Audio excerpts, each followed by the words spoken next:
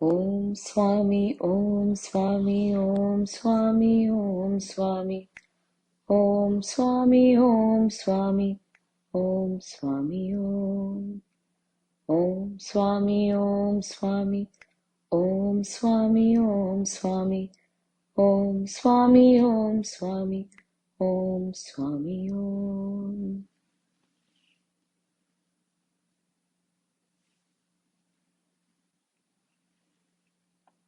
श्री सौंदर्य लहरी।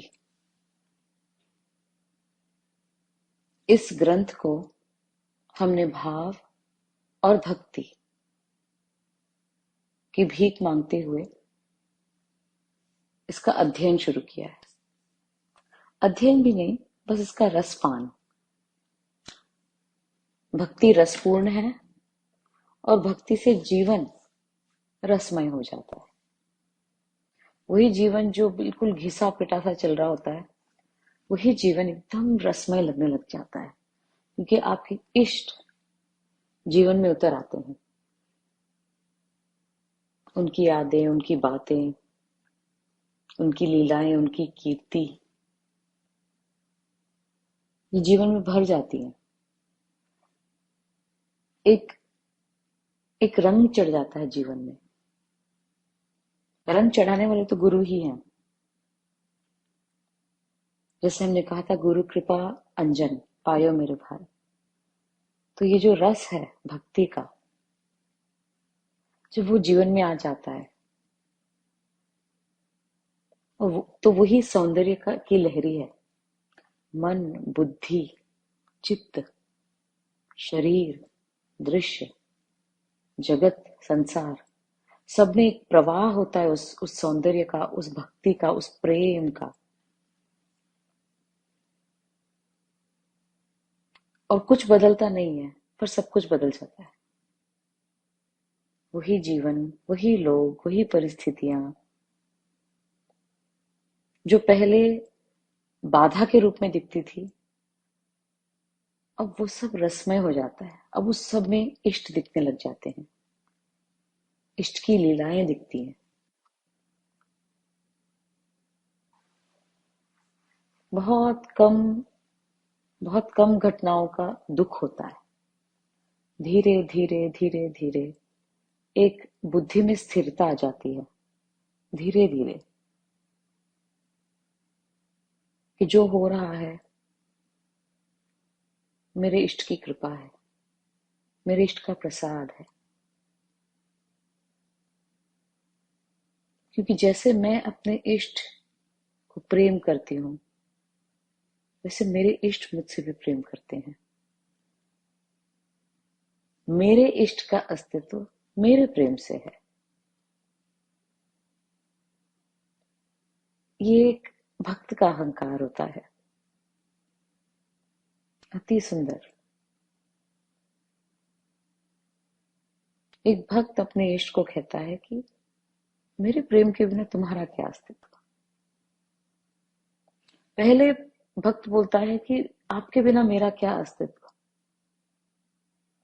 फिर वो प्रेम का रंग चढ़ता जाता है, चढ़ता जाता है, चढ़ता जाता है।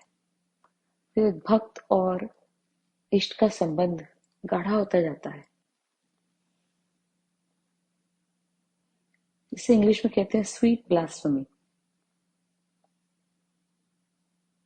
कि जैसी बातें मतलब एक अहंकारी पुरुष को शोभा देती हैं, वैसी बातें भक्त करने लगता है। और वो बड़े प्यार से, बड़े प्रेम से होती है वो बातें।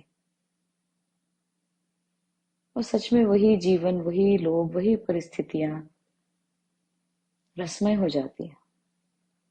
ये हर जगह इष्ट दिखते हैं, हर जगह उनकी लीलाएं दिखती हैं, हर जगह, हर घटना के पीछे उनका हाथ दिखता है। घटना तो हो जाती है, उसके थोड़े दिनों बाद धीरे धीरे धीरे धीरे, बहुत धीरे, वो जो उनका प्लान होता है ना इष्ट का, वो दिखने लगता है। एक आनंद, मन में लड्डू फूटते हैं कि अरे देखो मेरे इष्ट कितना ध्यान रखते हैं मुझ पे। जब वैसा हुआ तो मुझे लगा बाप रे, ये ऐसा क्यों हो रहा है। और अब जब देखती हूँ तो लगता है कि वाह, कितना सुंदर, कितनी सुंदर लीला। और एक मन जो है वो नाच उठता है ये सोच के कि इष्ट को कितनी कितनी चिंता है मेरी, और निरंतर मेरे प्रेम में ही मेरे इष्ट मेरे बारे में ही सोचते हुए मुझे अपनी ओर लाने की तैयारी में लगे हुए हैं। और एक रस आ जाता है जीवन में, फिर किसी तरह की चेष्टा नहीं रहती, फिर आप बहने लगते हो, जैसे आसमानों में उड़ने लगते हो उस प्रेम में। तब आपको जीवन जीने की कला आ गई। कितना सुंदर मेरे इष्ट ने मुझे जीवन दिया है, अब मैं इसे जम के जीऊंगी। अब मैं नाचूंगी उनके उनके प्रेम में। अब मैं गाऊंगी, अपने सारे कृत्य करूंगी, लोगों से मिलूंगी, उनको प्यार दूंगी, क्योंकि वही जीवन, वही वही घटनाएं, वही वही लोग, वही परिस्थितियां, पर सब कुछ रसमय हो गया है। यह है भक्ति का महात्म्य, जो साधना अवस्था और सिद्ध अवस्था में समान रूप से रस देती है। जो भक्ति का रस एक सिद्ध ले रहा है, वही भक्ति का रस एक साधक ले रहा है। योग में ऐसा नहीं है, क्योंकि एक सिद्ध एक योगिक अवस्था को प्राप्त हो चुके हैं। साधक बढ़ रहा है उस योगिक अवस्था की तरफ। पर भक्ति मां जगदम्बा का स्वरूप है। वो साधना अवस्था और सिद्धावस्था में समान रूप से आनंद देती है। भवानी भक्त सुख दायिनी, भवानी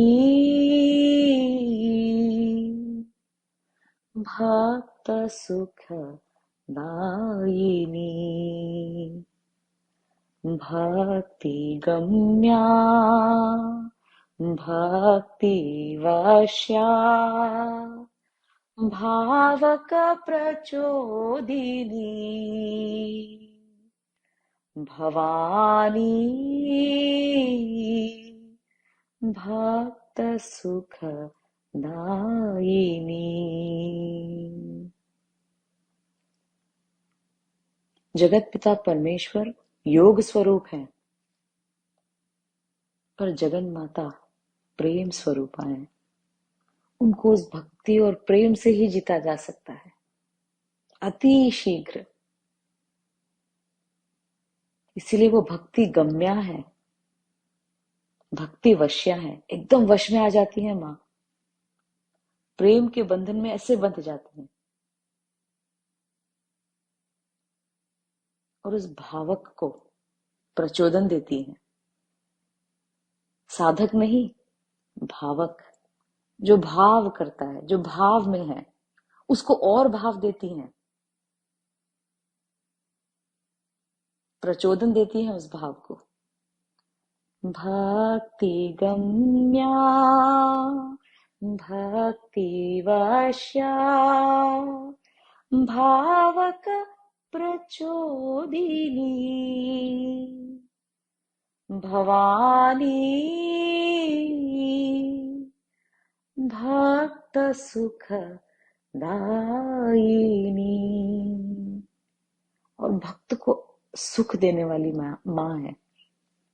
भक्ति जननी साक्षात जगन माता का स्वरूप जीवन को, भक्त को, भावक को रसमय बना देती है।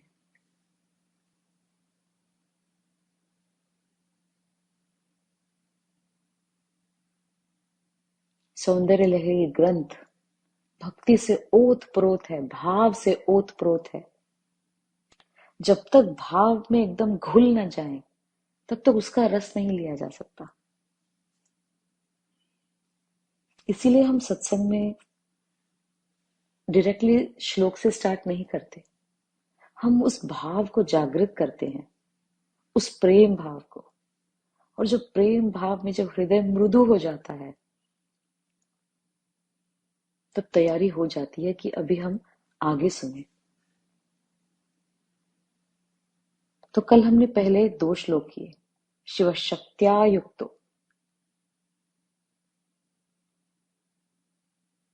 मां की कीर्ति की कि तुम्हारे बिना ये बड़े से बड़े लोग जो हैं कोई नहीं है, कुछ नहीं है।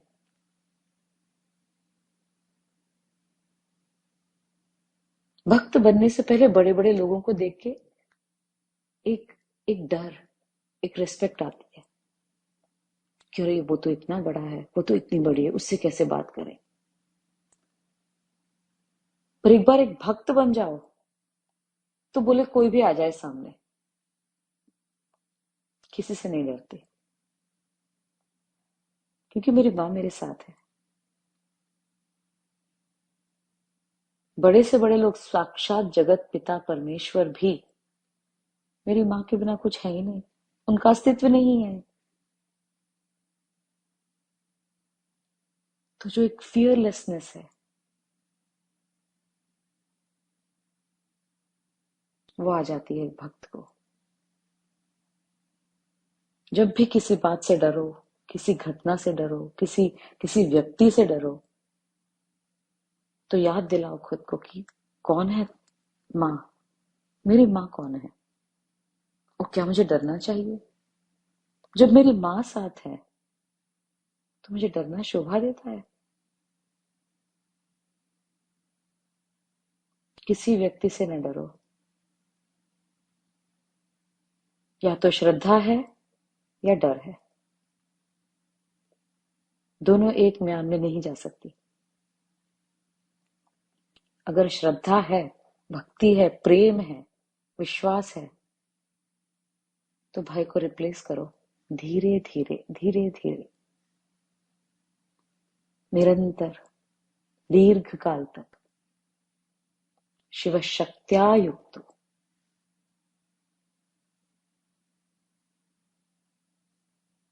और दूसरे श्लोक में हमने देखा तनीयामसम पामसुम तव चरण पंकेरुह भवम।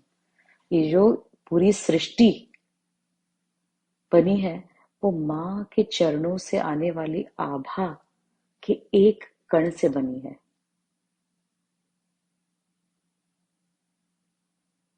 माँ की शक्ति उसमें विक्षिप्त है पूरी तरह से।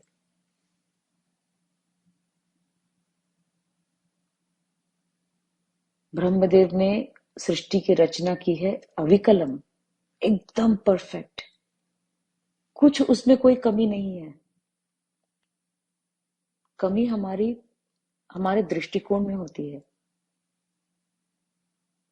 सौंदर्य लहरी तो सुन ली, कुछ तो जीवन में बदलाव लाया जाए। तो हमारा जो दृष्टिकोण है, तो पहला श्लोक एक, जिसे कहते हैं पिलर ऑफ स्ट्रेंथ, वो है कि माँ कौन है और हम किसकी शरण में हैं और हमारा एटीट्यूड कैसा होना चाहिए, वो हमें सीखना है। कि निरंतर अब भय पे काम करना है। किसी भी बात का भय हो, उस भय को रिप्लेस करना है श्रद्धा से, विश्वास से, भक्ति से, प्रेम से। कि हम किसके आश्रय में हैं, वो याद करना है। दूसरा श्लोक तनीयामसम पामसम, हमारा जो दृष्टिकोण है संसार को देखने का, जगत को देखने का, उसमें बदलाव लाना है। हमारा जो दृष्टिकोण है स्वयं को देखने का, उसमें बदलाव लाना है। कि मुझ में ये ठीक नहीं है, वो ठीक नहीं है, मैं ऐसी हूं वैसी हूं, या मैं ऐसा हूं वैसा हूं। इन सब दृष्टिकोणों को रिप्लेस करना है तनीयांसं पांसुं तव चरण पंकेरुहभवम्। माँ के चरणों से निकलने वाली आभा के एक कण से मेरा ये शरीर बना है, ये पूरा जगत बना है। मैं जैसी हूं, जैसी मेरी माँ ने मुझे बनाया है, कंप्लीट हूं, परफेक्ट हूं। एक्सेप्ट करना है खुद को, एक्सेप्ट करना है दूसरों को, एक्सेप्ट करना है संसार को, जैसे है वैसे। सब अपनी अपनी यात्रा पे है, सब जाने अनजाने में माँ की ओर ही बढ़ रहे हैं। माँ के थोड़े बच्चे कहते हैं गतिस्त्वम त्वमेका भवानी, और थोड़े बच्चे ऐसे हैं जो माँ को जानते भी नहीं। पर माँ पक्षपात नहीं करती है, सबके सब उस जगन माता की ओर बढ़ रहे हैं।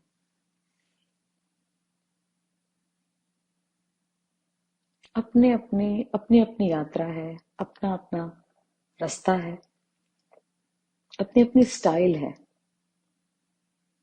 तो जिए और जीने दे।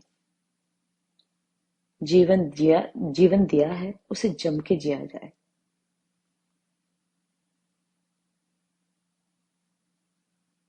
तनीयांसं पांसुं तव चरण पंकेरुहभवम्।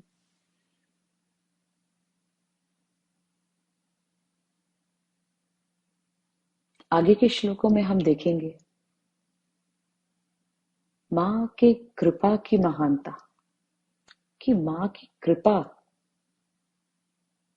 सच में कितनी महान है। और हमें निर्भय होना है, धीरे धीरे धीरे धीरे एकदम सीना तान के जीना है, क्योंकि हम जगन माता के आश्रय में हैं।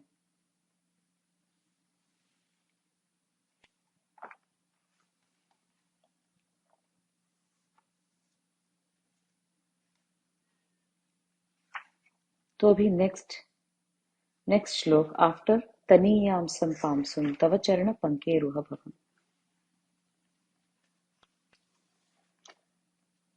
अविद्यानामन्तस्तिमिरमिहिरद्वीपनगरी जडानां चैतन्यस्तबकमकरन्दस्रुतिझरी दरिद्राणां चिन्तामणिगुणनिका जन्मजलधौ निमग्नानां दंष्ट्रा मुररिपुवराहस्य भवती। माँ को यहाँ संबोधित किया है आदिगुरु शंकराचार्य ने भवती। भव यानी जो हमेशा है, इटर्नल प्रेजेंस इज भव। भवती उसका स्त्रीलिंग, जो हमेशा है। भवानी, भव की शक्ति भवानी। भवती जो हमेशा निरंतर है। हम जाग रहे होते हैं, हम सो रहे होते हैं, हम बाहर होते हैं, हम काम कर रहे होते हैं, हम हमेशा होते हैं, राइट। तो माँ को यहाँ पे संबोधित किया है भवती। दुर्गा भी कह सकते थे, जननी भी कह सकते थे, कात्यायनी भी कह सकते थे, और भवती क्यों कहा?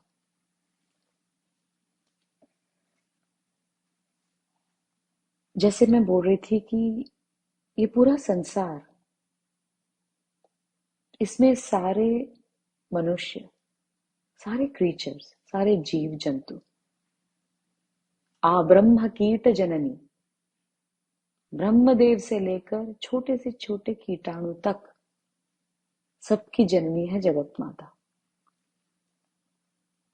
और सबका ध्यान रख रही है, सबकी यात्रा करवा रही है, क्योंकि सब उनकी ओर ही बढ़ रहे हैं। कुछ जानते हैं, कुछ नहीं जानते। तो ये इस सारे विश्व में जितनी भी माँ की संतान है, थोड़े अविद्या से पीड़ित हैं, थोड़े जड़ हैं, थोड़े दरिद्र हैं, और थोड़े ऐसे हैं जो इस संसार में पूरी तरह से डूबे हुए हैं। ये 4 प्रकार के लोग हैं, और सब माँ के ही बच्चे हैं, माँ की ही संतान है।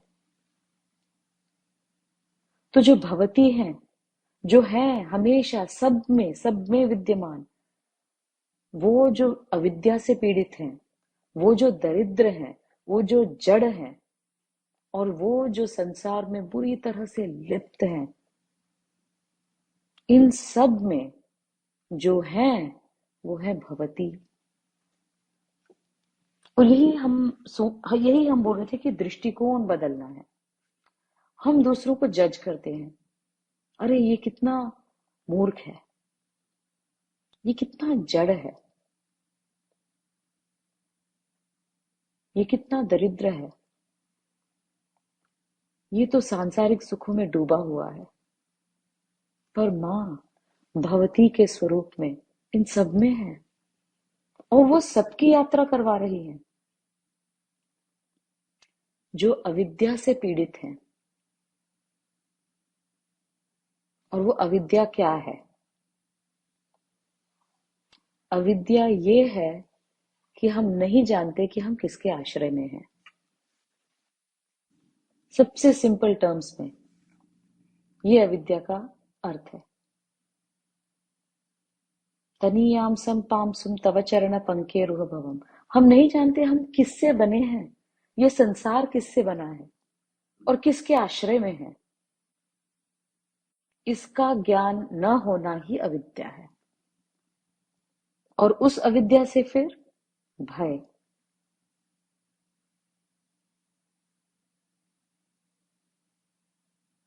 उस अविद्या से ही सारे षड रिपु जिसे कहते हैं वो आते हैं। ये नहीं जानना कि मैं किसके आश्रय में हूं, ये शरीर जो मेरा है, ये शरीर जो दूसरों का है, ये जगत, ये संसार किससे बना है और किसके आश्रय में है। ये एक ही वस्तु से बना है, वो एक कण। और ऐसा नहीं है कि मेरा शरीर अलग और बाकी की सृष्टि अलग। माँ के चरणों से माँ से जो आभा निकल रही है, माँ के पूरे शरीर से जो आभा निकल रही है, उसी आभा के कण में ये शरीर है और पूरा संसार है।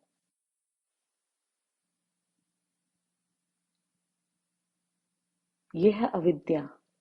ये न जानना कि मैं किस वस्तु से बनी हूं, ये पूरा संसार किस वस्तु से बना है, और वो दिव्य वस्तु है कौन और कहाँ है। उस दिव्य वस्तु कहीं कहीं बाहर ढूंढना ही अविद्या है। तो माँ ऐसे लोगों को जो अविद्या से पीड़ित हैं, उनका उद्धार कैसे करती हैं? अविद्यानामन्तस्तिमिरमिहिरद्वीपनगरी। जैसे हम कभी समुद्र के किनारे चले जाते हैं और वहां पे सूर्योदय देखते हैं। पहले अंधेरा होता है और उसमें दूर धीरे धीरे लालिमा फैलती है। एकदम सूर्य उदित नहीं होता, थोड़ी सी लालिमा, फिर और थोड़ी, फिर और थोड़ी, फिर वो सूर्य जब उगने लगता है, ऐसे लगता है कि एक बड़ा सा द्वीप है, उस द्वीप पे सूर्य उदय हो रहा है। क्योंकि दूर क्षितिज एक द्वीप की तरह दिखता है, और उस द्वीप पे सूर्योदय हो रहा है। तो माँ का अवतरण चित्त में, जिसको हम सौंदर्य लहरी, उसका आभास होने लगता है, और वो धीरे धीरे प्रकाश डालती है उस घोर अंधकार पे जिसको अविद्या कहा जाता है। उस पे धीरे धीरे, जैसे सूर्य धीरे धीरे उगता है, उसका ताप, उसका प्रकाश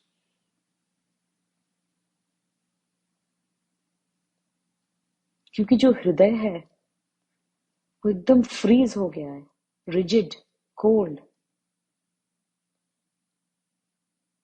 जीवन जी के, अविद्या में जीवन जी के हृदय ना उसकी मृदुता को पूरी तरह गवा देता है। तो उसे पहले पिघलाना है। उसको पिघलाने के लिए ताप चाहिए, और उस अविद्या को नष्ट होने के लिए प्रकाश चाहिए।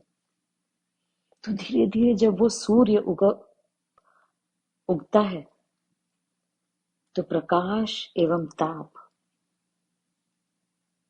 उस ताप से हृदय पिघलने लगता है, मृदु हो जाता है। उस प्रकाश से सबसे पहले जाता है भय, क्योंकि तनीयामसम पामसुम तव चरण पंकेरुह भवम।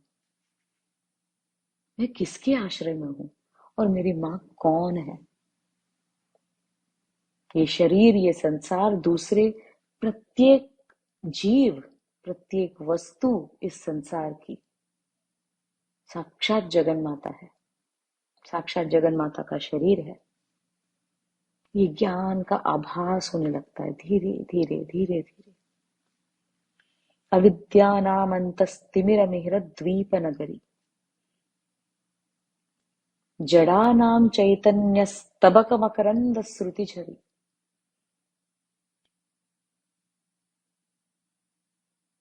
जब आप किसी से बात कर रहे हो और आप दिल को छू जाने वाली कोई बात किसी से कहें, और उस व्यक्ति में स्पंदन ही ना हो, उस व्यक्ति में भाव ही ना आए,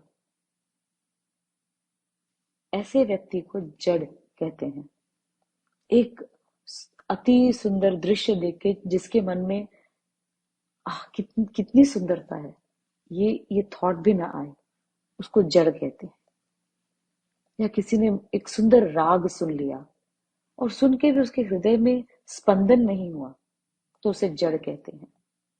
किसी से आपने बैठ के इतनी मीठी कोई बात कही पर उसे कुछ फर्क ही नहीं पड़ा, उसके हृदय में स्पंदन ही नहीं हुआ, उसे जड़ कहते हैं। किसी का दुख देख के अगर हमारा हृदय पिघला नहीं, तो हमें जड़ कहते हैं। तो ऐसे जड़ा नाम, ऐसे जड़ लोगों को, उनके हृदय में मां स्तबक मकरंद श्रुति झरी।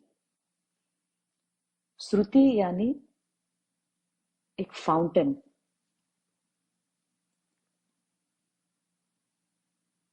ऐसे मनुष्यों के हृदय में जैसे बहुत सारे फूलों का एक गुच्छा और उसमें से ऐसे हनी की एक फुवार हो जाए, वैसे उन जड़ों के हृदय में ऐसा एक स्पंदन होता है। स्तबक मकरंद श्रुति झरी। उनको इतना माँ, वो जिसको कहते हैं सेंसिटिव, कि बस एक मीठी बात सुनी और झरझर आंसू बहने लग गए। कहीं एक सुंदर आलाप सुना और वो हृदय को एकदम छू जाता है। किसी का अति दयालु व्यवहार देखा, हृदय पिघल जाता है। माँ की कोई एक बात, एक कीर्ति सुन ली, झरझर आंसू बहने लग जाते। तो हम जो जड़ हुआ करते थे, एकदम सेंसिटिव बन जाते हैं, सौम्य बन जाते हैं। पहले जड़ता, फिर सौम्यता।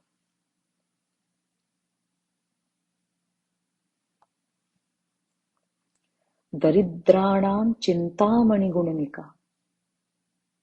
चिंतामणि तो वो है जिससे जो मांगो वो मिल जाए। तो जो दरिद्र होते हैं, जिनके जीवन में किसी भी तरह का अभाव हो, किसी भी तरह का, धन का, भाव का, प्रेम का, भक्ति का, एक सुंदर परिवार का, बच्चों का, किसी भी तरह का अभाव हो, उनके लिए माँ चिंतामणि नहीं, चिंतामणि की एक माला बन जाती है। एक नहीं, कई सारी चिंतामणियों की एक माला बन जाती है। दरिद्राणाम चिंतामणि गुणनिका। और जो जन्म जलधौ निमग्नानाम, जो संसार में और सांसारिक सुखों में निमग्न हो चुके हैं, डूब चुके हैं, उनके लिए मां क्या है? जैसे विष्णु ने वराह अवतार लिया था और उसमें जो दंष्ट्र थे, जो दो दांत एकदम शार्प ऐसे निकले हुए वराह स्वरूप में, तो मां क्या बनती है? उस मुर मुर रिपु यानी मुर नामक राक्षस को मारने के लिए जब श्री विष्णु ने वराह अवतार लिया था, उनके जो दंष्ट्र थे इतने शार्प, कहते हैं कि मां वो दंष्ट्र का स्वरूप ले लेती हैं। मूर रिपु वराहस्य जन्म जलधौ निमग्नानां दंष्ट्रा मूर रिपु वराहस्य भवती।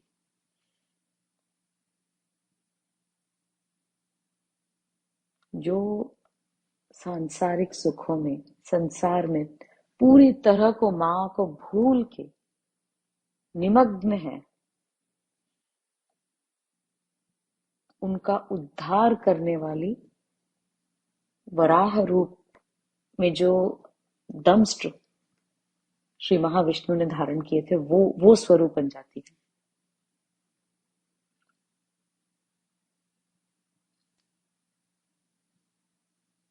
तो इस श्लोक के साथ हमें सच में अपना दृष्टिकोण बदलना है। दूसरों को देखे कि नहीं, इसमें ये गलत है, इसमें वो गलत है। मां जानती है क्योंकि वो भवती है, सब में विद्यमान, सबकी यात्राएं चलाने वाली, सबको ले जाने वाली है। आ ब्रह्म कीट जननी, संसार पंक निर्मग्न समुद्धरण पंडिता। पंडित है मां। संसार रूपी पंक में संसार पंक निर्मग्न समुद्धरण पंडिता। जो सांसारिक सुखों में, संसार में मां को भूल के, एक दिव्यता को भूल के, एक दैविक शक्ति को भूल के जो बुरी तरह से लिप्त हैं, उनको भी, उनके लिए भी मां भवती है। आ ब्रह्म कीट जननी, तो सबकी मां है। वो जानती है सबको कैसे ले आना है उनके पास। वो जानती है हमें कैसे लेकर आना है उनके पास। तो या तो हम अविद्या से पीड़ित हैं, या हम दरिद्र हैं, या हम जड़ बन चुके हैं, या हम संसार में निर्मग्न हैं। मां ऐसी पंडिता है कि वो जानती है कि किसका उद्धार कैसे करना है। It is her business, it's none of our business.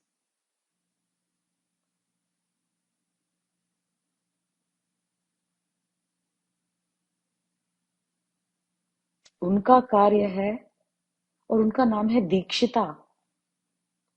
Lalita Sahasranama में मां का नाम आता है दीक्षिता। दीक्षिता दैत्य शमनी। दीक्षिता यानी उन्होंने दीक्षा ली है, कंकण बांधा है खुद पे, स्वयं से दीक्षा ली है कि मैं इस संसार का पालन पोषण करूंगी। मेरी संतान का, मेरी संतान की रक्षा का, मेरी संतान के उद्धार का मैं कंकण बांधती हूँ, दीक्षा लेती हूँ स्वयं से। तो मां दीक्षिता है। वो देख रही है सबको, वो देख रही है हमको। तो वो जैसे रख रही है, जैसे चला रही है, वैसे पूरी तरह से एक समर्पित भाव से हमें चलना है। अविद्यानामन्तस्तिमिरमिहिरद्वीपनगरी जडानां चैतन्यस्तवकमकरन्दश्रुतिझरी दरिद्राणां चिन्तामणिगुणनिका जन्मजलधौ निमग्नानां दंष्ट्रा मुररिपुवराहस्य भवति।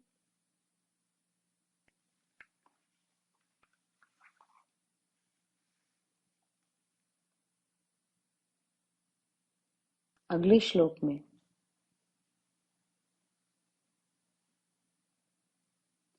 अविद्या को एकदम काट डालने वाला श्लोक है। अविद्या से जो भय उत्पन्न होता है मनुष्य के मन में, उसको काट डालने वाला श्लोक है। त्वदन्य पाणिभ्याम अभय वरदो दैवत गणः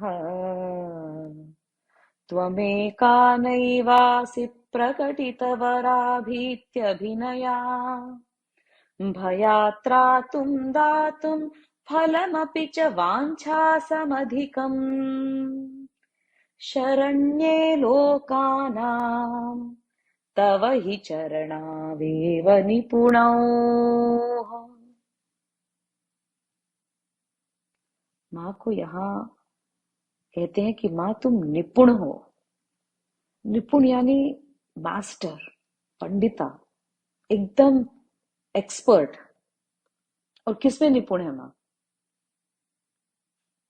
यहाँ पे माँ को निपुण नहीं कहा है, माँ के चरणों को।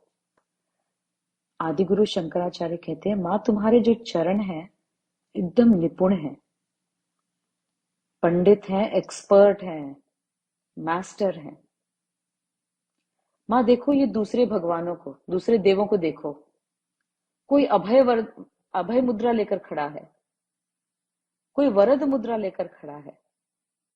अभय मुद्रा में हम जो हाथ है वो ऊपर रखते हैं, तो देव मुद्राएं दिखाते हैं क्योंकि उनकी मीनिंग होती है।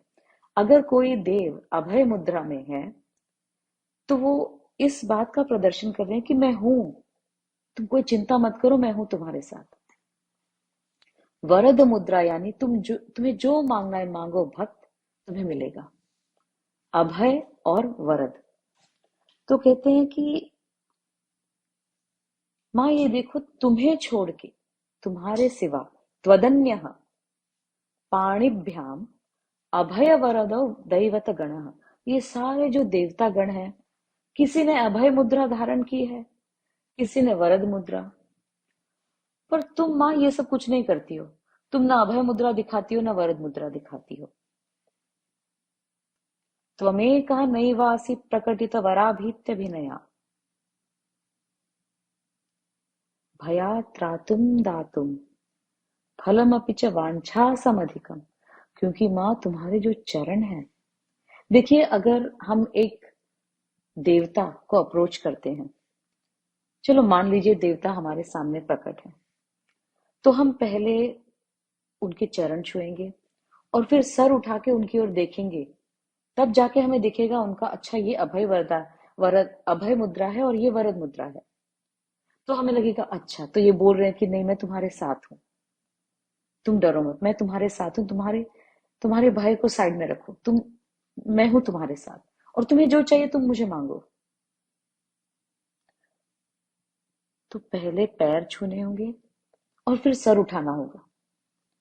आदि गुरु शंकराचार्य बोलते हैं माँ तुम्हारे चरण इतने निपुण हैं कि भक्त को सिर्फ तुम्हारे चरण ही देखने होते, उसको सर भी उठाने की जरूरत नहीं है, क्योंकि वो सर उठाने तक उसका भय पूरी तरह से भयात्रातुम, भय तो निकल ही जाता है माँ। और दातुम फलम अपि च वांछासमधिकम, जितनी एक मनुष्य की बुद्धि, मनुष्य का मन जान पाता है उतना ही मांगेगा। पर माँ जो है वांछासमधिकम, मनोवाचाम गोचरा, जो मन में आ भी नहीं सकता, जो हृदय में आ भी नहीं, ऐसी ऐसी चीजें माँ देती हैं जिसके बारे में हम कभी सोच भी नहीं सकते कि ऐसा हो सकता है, ऐसा होगा मेरे लाइफ में, ऐसा होगा मेरे साथ। जो हम कभी मांग भी नहीं सकते, कभी सोच भी नहीं सकते, वैसे मां देती हैं। क्योंकि शरण्ये लोका नाम, पूरे इस लोक, इस जगत के लिए आश्रय मां के चरण है। क्योंकि तनीयामसम पामसुम तव चरण पंकेरुह भवम, ये पूरा शरीर, हमारा अस्तित्व, पूरे संसार का अस्तित्व मां के चरणों से है। मां के चरणों के लाल आभा के एक कण से हम सब बने हैं, पूरी सृष्टि बनी है। तो हमारे लिए तो यही काफी है। तो आदिगुरु शंकराचार्य कहते हैं कि मां, ये सारे देवता लोग, किसी ने ऐसे किसी ने वैसे अभय मुद्रा, वरद मुद्रा दिखाई है, पर तुम्हारे भक्तों को मां इन सब की क्या जरूरत? तुम्हारे भक्तों को तुम्हारे चरण काफी हैं, क्योंकि तुम्हारे चरण पंडित हैं, निपुण हैं, एक्सपर्ट हैं, मास्टर हैं भय को निकालने के लिए, और जो चाहे उससे भी ज्यादा से ज्यादा मां दे देती है। तो यहाँ पे दो चीजें हैं जो हमें अपने दृष्टिकोण में लाना है। त्वदन्य पाणिभ्याम, अनन्य भक्ति का भाव है यहाँ पे। आदिगुरु शंकराचार्य ऐसा नहीं है कि दूसरे देवताओं की को डिसरिस्पेक्ट कर रहे हैं। कहते हैं कि माँ तुम मिल गई, मैं किसके पास जाऊं? मुझे और दूसरे देवताओं की जरूरत ही क्या है? मुझे तुम्हारे चरण मिल गए, अब मैं क्यों दूसरे देवताओं की आराधना करूं? इस इस देवता के फॉर्म को पकड़ूं, उस देवता के फॉर्म को पकड़ूं। अच्छा, शायद मैं आज इसकी पूजा कर लूं, शायद उसकी पूजा कर लूं। अच्छा, मुझे अच्छी पढ़ाई करनी है, चलो मैं गणपति भगवान को प्रसन्न कर लूं। अच्छा, मुझे ना अच्छा शरीर चाहिए, मैं हनुमान जी के पीछे चला जाऊं। क्या जरूरत है माँ? अब मुझे तुम मिल गई। एक अनन्य भक्ति का भाव कि दूसरे देवों दूसरे देव भी सक्षम हैं, पर अब माँ मैं तुम्हारी शरण में आ गया हूं, तुम्हारे चरणों में आ गया हूं, तुम्हारे चरणों में आ गई हूं अभी। अब आगे मैं कहाँ जाऊं? किस देव के पास जाऊं? किस मुद्रा की खोज में जाऊं? तुम्हारे चरण इतने निपुण हैं। शरण्ये लोकानाम तव ही चरणावेव निपुणौ। अब माँ बस मैं आ गया हूं, अब मैं आ गई हूं तुम्हारे चरणों में। अब मुझे और किसी की जरूरत नहीं है। अब मेरी यात्रा बस यहीं पे आके रुक गई है। अब आगे तुम्हारी मर्जी। शरण्ये लोकानां तव हि चरणावेव निपुणौ। हरिस्त्वामाराध्यां प्रणतजनसौभाग्यजननी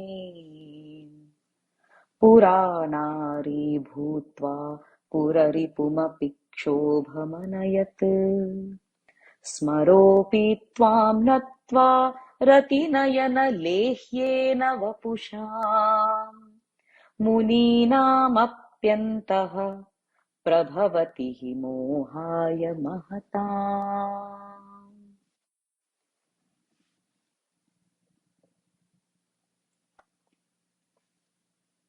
कहते हैं समुद्र मंथन जब हुआ था, हम सब जानते हैं, समुद्र मंथन जब हुआ था और राक्षसों को जब छल के अमृत देवों को देना था, तो विष्णु भगवान ने मां को ध्याया। कहा, मां मुझे मुझे भी तुम्हारी सुंदरता की आवश्यकता है, क्योंकि ये राक्षस हैं, बलवान है और तपस्वी है, इनको मैं छल नहीं पाऊंगा तुम्हारी सौंदर्यता के बिना। क्योंकि शिव शक्त्या युक्तो, सबसे ऊपर मां है, सबसे ऊपर वो सौंदर्य है। तो विष्णु भगवान ने मां को ध्याया, मां तुम्हारी सौंदर्य चाहिए मुझे, तुम्हारी सुंदरता मुझे दे दो। तो जगन मोहिनी का स्वरूप उन्होंने लिया, माँ का सौंदर्य विष्णु भगवान में आया और जगन मोहन से वो जगन मोहिनी बने। उस जगन मोहिनी को राक्षसों ने एक स्त्री की दृष्टि से देखा। देवता जानते थे वो कौन है। उसी जगत को, उसी जगन मोहिनी को देवों ने मां की दृष्टि से देखा, एक मातृत्व भाव से देखा, जगदम्बा के रूप में देखा, जगन माता के रूप में देखा। तो वही जगत किसी को मोहिनी के रूप में दिख रहा है और वही जगत किसी को जगदम्बा के रूप में दिख रहा है। तो जब विष्णु भगवान ने मां को ध्याया, जगन मोहिनी अवतार लिया और राक्षसों को छल के अमृत देवों को दिया। ये कथा है। तो कहते हैं महादेव ने जब ये सुना, महादेव ने जब ये सुना कि क्योंकि महादेव के इष्ट विष्णु भगवान, उन्होंने सुना कि अच्छा मेरे इष्ट ने इतना सुंदर अवतार लिया, इतने सुंदर हो गए, मैंने तो देखा ही नहीं। नहीं नहीं, मुझे भी देखना है। तो पहुंच जाते हैं वैकुंठ।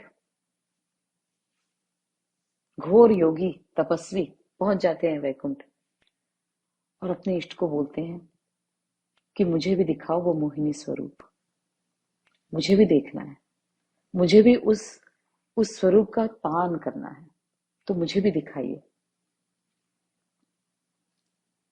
तो विष्णु भगवान सोचते हैं मैं कैसे उस मैं, ये तो मेरा स्वरूप था ही नहीं, वो तो माँ का स्वरूप था, वो तो माँ जगदम्बा का सौंदर्य था। तो बहुत बोलते कि नहीं नहीं नहीं होगा, फिर से नहीं होगा। शिव जी तो मानने वाले नहीं है, कहते कि नहीं, मैं तो वो स्वरूप देखने ही आया हूं, मुझे तो तुम्हें दिखाना ही है। तो माँ का ध्यान करते हैं फिर से, कहते हैं कि देखो तुम्हारे पति आ गए यहाँ पे और तुम्हारा स्वरूप देखना चाहते हैं, मैं कहाँ से वो स्वरूप धारण करूं, अब तो तुम्हें ही आना होगा। माँ हंसती है और आ जाती है। तो विष्णु भगवान फिर से मोहिनी अवतार लेते हैं। उस सौंदर्य को देखकर शिवजी मुग्ध हो जाते हैं।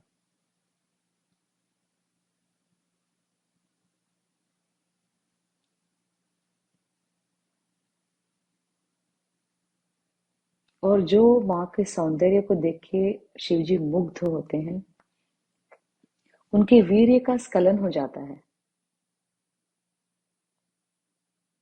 और उस वीर्य से हरिहर रूप अयप्पा का जन्म होता है, जिसमें हरि और हर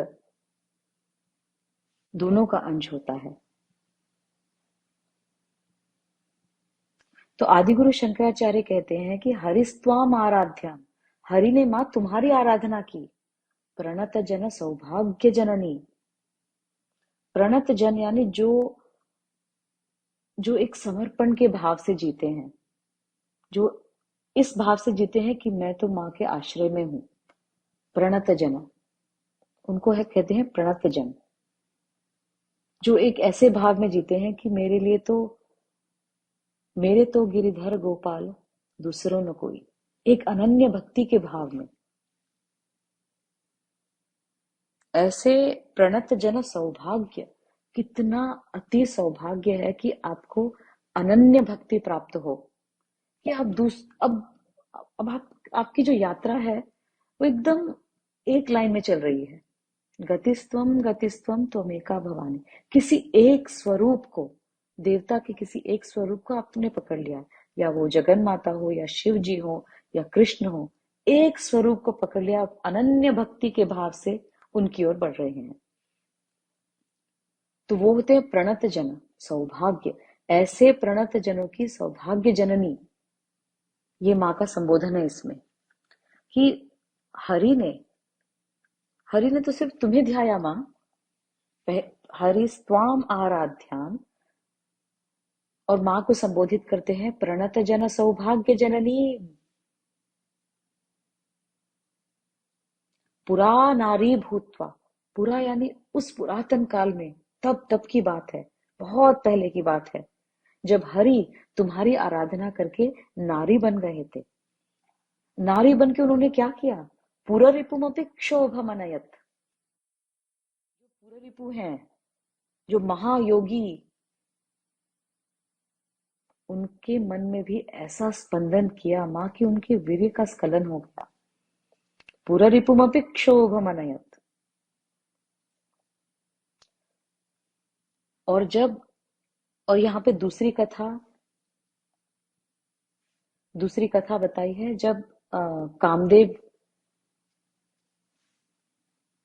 कामदेव का दहन हो जाता है, जब शिवजी अपनी तीसरी आंख खोलते हैं और उस अग्नि से कामदेव को भस्म कर देते हैं, तो रति देवी जो कामदेव की पत्नी है, वो माँ के पास जाती है और बहुत रोती है, कहती कि आपके मिलन के लिए मेरे पति ने शिवजी पे बाण छोड़ा, लेकिन अब वो भस्म हो गए, अब मेरा क्या? क्योंकि तुम प्रणत जन सौभाग्य जननी हो माँ, मैं तुम्हारे पास आई हूँ, क्योंकि मेरे लिए दूसरा कोई है ही नहीं, मेरे लिए तो तुम ही सब कुछ है, सब कुछ हो। तो अब तुम बताओ मैं क्या करूं? स्मरोपि त्वाम नत्वा रतिनयन लेह्येन वपुषा। तो माँ ने रति देवी को कहा कि अगर मैं कामदेव को फिर से जीवन दान दे दूं, तो वो शिव जी का डिसरिस्पेक्ट हो जाएगा, क्योंकि उनकी बात पे मैंने अपने बात रख दी, ये मैं नहीं कर पाऊंगी, मैं उनको जीवन दान तो नहीं दे पाऊंगी, पर मैं उनको ये वरदान दूंगी कि वो सिर्फ तुम्हें दिखेंगे, तुम्हारे पति कामदेव सिर्फ तुम्हें दिखेंगे शरीर के साथ, सिर्फ तुम्हें दिखेंगे, तुम उन्हें छू पाओगी, पर पूरे जगत को वो दिखेंगे नहीं, किसी को नहीं दिखेंगे।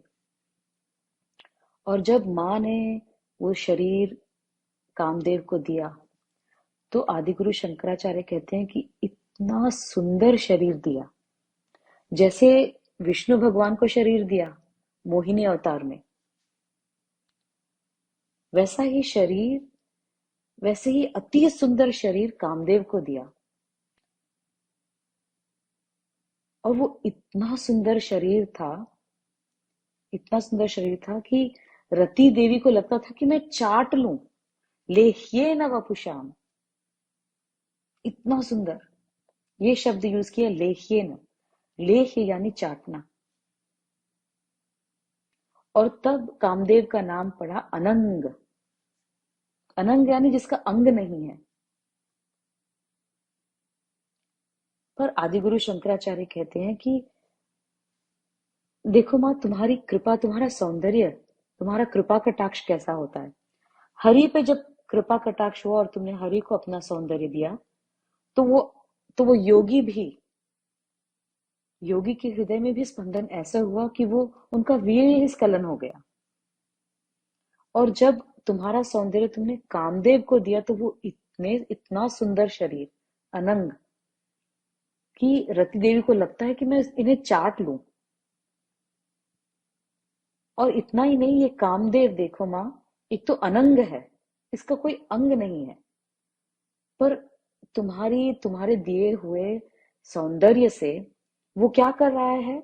मुनीनाम अत्यंत प्रभवति ही मोहाय महताम। ये जो तप में बैठे हैं ना माँ मुनि, हजारों हजारों वर्ष के तपों में बैठते हैं ये, इसके पास इतना सौंदर्य है तुम्हारे कृपा कटाक्ष का, कि बस किसी के भी हृदय में ये स्पंदन करवा देता है। घोर तपस्या में बैठते हैं ये मुनि, और ये तुम्हारा सौंदर्य लेकर जो जो जी रहा है कामदेव, वो आके बस एक स्पंदन करता है और पूरी पूरी उसकी तपस्या भंग हो जाती है। मुनीनामप्यन्तः प्रभवति हि मोहाय महता। हरिस्त्वामाराध्यां प्रणतजनसौभाग्यजननीं पुरा नारी भूत्वा पुररिपुमपि क्षोभमनयत्। स्मरोऽपि त्वां न त्वां रतिनयनलेह्येन वपुषां मुनीनामप्यन्तः प्रभवति हि मोहाय महताम्। तो यहाँ पे माँ को संबोधित किया है प्रणत जन सौभाग्य जननी। और वो कौन है? हरि, हर, रति देवी, कामदेव, ये सारे श्रीविद्या उपासक हैं, अनन्य भक्त हैं माँ के। उनके ऊपर माँ कृपा कटाक्ष कैसे करती हैं? उनको देखिए, वो अनंग, और आगे नेक्स्ट श्लोक में हम देखेंगे कामदेव के बारे में। अनंग, जिसका शरीर नहीं है, पर इतना शक्तिशाली बन गया है वो। तो अगला श्लोक है धनु पौष्पम मौर्वी मधुकरमयी पंच विशिखा वसन्तः सामन्तो मलय मरुदायो धनरथः तथाप्येकः सर्वं हिमगिरिसुते कामपि कृपा अपांगा ते लब्ध्वा जगदिदमनंगो विजयते। हिमगिरी सुते, प्रत्येक श्लोक में आदिगुरु शंकराचार्य ने मां को संबोधित किया एक एक विशिष्ट नाम से, जैसे भवती, शिवा, प्रणत जन सौभाग्य जननी। यहां पे कहते हैं हिमगिरी सुते, हिमवत राजा की पुत्री हिमगिरी सुते। यहाँ पे इस श्लोक में आदिगुरु शंकराचार्य डिस्क्राइब करते हैं कामदेव को। कहते हैं माँ, इस कामदेव को देखो, न इसका शरीर है, क्योंकि शरीर तो सिर्फ रति देवी को दिख रहा है, इसका कोई शरीर नहीं है। और ये धनुष, इसका धनुष जो है वो धनु पौष्पम मौर्वी, पुष्प, पुष्प इसके बाण हैं। और जो धनुष है वो फूलों का है। देखिए, जब हम किसी युद्ध में जाते हैं, हम तो नहीं जाते हैं of course, thank God, but Devgan जब युद्ध में जाते हैं तो एकदम अच्छे और एकदम बलशाली धनुष, बाण वगैरह ले जाते हैं। पर ये जो कामदेव है उसका धनुष पुष्प का बना है, कोमल से कोमल पुष्प बस एक जगह रख दिए हैं, उसकी एक माला बना दी गई है पुष्प के रूप में, सॉरी धनुष के रूप में। और उसपे जो वो स्ट्रिंग चढ़ती है मौरवी, वो बनी है मधुमक्खियों से। तो मधुमक्खियां अगर एक लाइन में खड़ी हो जाएं तो वो कामदेव के धनुष की मौरवी है। तो आदिगुरु शंकराचार्य कह रहे हैं माँ, ये जो कामदेव है देखो कितना शक्तिशाली बन गया है। ऑल्दो ही इज अनंग, है तो अनंग, उसका तो शरीर ही नहीं है माँ। और उसका धनुष देखो फूलों से बना है, और उसपे मौरवी मधुमक्खियों की है, और उसके हाथ में जो 5 बाण हैं वो भी फूल हैं, पंचविशिखा। और वो जब जाता है तो वसंत सामंतो, वसंत ऋतु उसका साथी है। मलय मरुदायो धनरथ, और एक जो एक एक ठंडी सी पवन चल रही है वो उसका रथ है। देखिए कितना वीक है उसके आयुध वगैरह, अगर आप देखेंगी तो कामदेव इज सो वीक।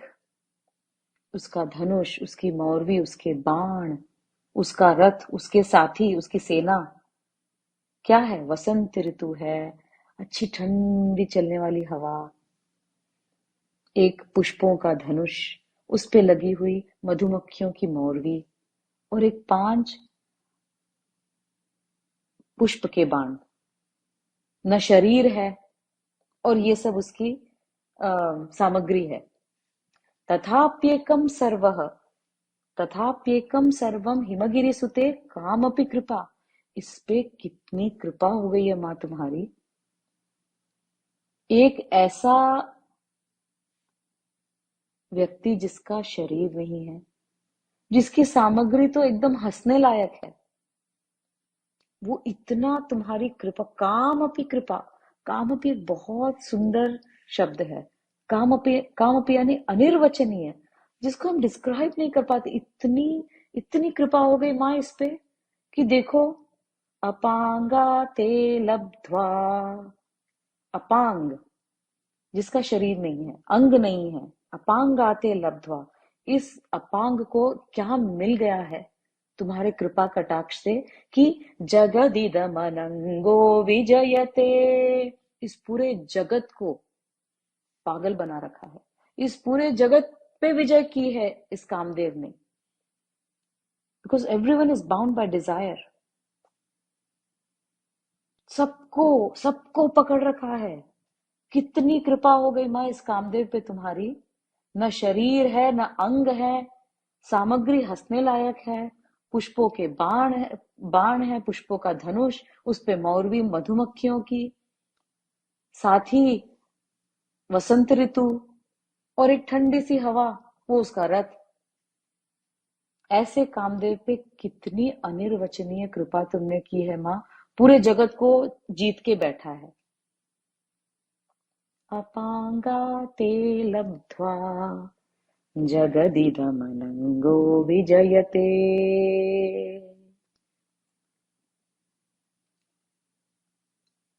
तो जिस एक काम के भाव ने, डिजायर ने पूरे इस जगत को जकड़ रखा है, वो किस पे आश्रित है, वो किसकी शरण में है? जगन माता की। तो उसके हाथ से निकलना है, तो उससे युद्ध नहीं करना है, क्योंकि आदि गुरु शंकराचार्य दिखा रहे हैं। ऐसे लगता है अरे मैं तो जीत जाऊंगी, पर हम नहीं जीत पाएंगे। जीतना है तो माँ की शरण में जाना है, जगन माता की शरण में जाना है, क्योंकि वो माँ की शरण में है, इसीलिए इतना शक्तिशाली है। उसको हराना है तो उससे युद्ध नहीं करना है, माँ की शरण में जाना है।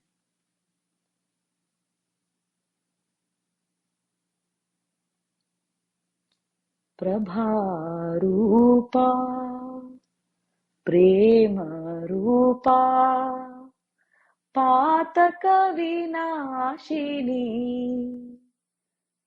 पावनी।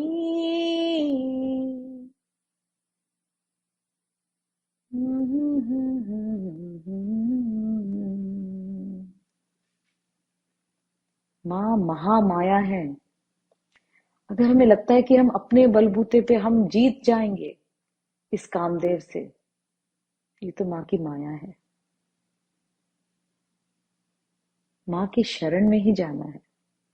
माँ की शरण में ही हमें हमें शक्ति मिलेगी किसी से भी जीतने की। शरण्ये लोकानाम तव ही चरणावेव निपुणौ। तुम्हारे चरण ही इतने निपुण है माँ, पंडित हैं। मैं तो तुम्हारी शरण में ही आऊंगी। अनन्य भक्ति, मुझे दूसरे देवों की कोई जरूरत नहीं है माँ, तुम मिल गई हो, तुम्हारे चरण मिल गए हैं। अब प्रत्येक देव में मुझे सिर्फ तुम ही दिखती हो। अब मुझे न खुद से कोई परेशानी है, न इस जगत से, क्योंकि मैं जान चुकी हूं मैं किस तत्व से बनी हूं, ये जगत किस तत्व से बना है। और अब मैं तुम्हारी शरण में आ गई हूं माँ। जीवन जीने की चेष्टा को मैंने छोड़ दिया है। अब किसी तरह का संघर्ष नहीं है। कामदेव से जो निरंतर मैं लड़ती रहती थी वो छोड़ दिया है माँ। अब तुम्हारी शरण में आ गई हूँ। अब तुम देखो।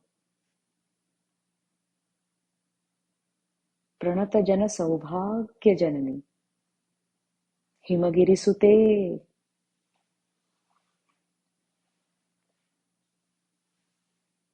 तो इस भक्ति में, इस प्रेम में रहें, समर्पण के भाव में निरंतर। मैं किसकी शरण में हूं? मैं किस तत्व से बनी हूं? ये पूरा संसार किस तत्व का है?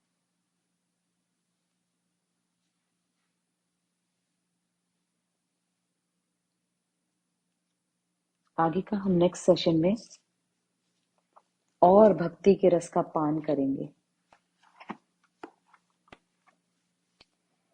ओम स्वामी, ओम स्वामी, ओम स्वामी, ओम स्वामी, ओम स्वामी, ओम स्वामी, ओम स्वामी, ओम स्वामी, ओम स्वामी, ओम स्वामी, ओम स्वामी, ओम स्वामी, ओम स्वामी, ओम स्वामी, ओम।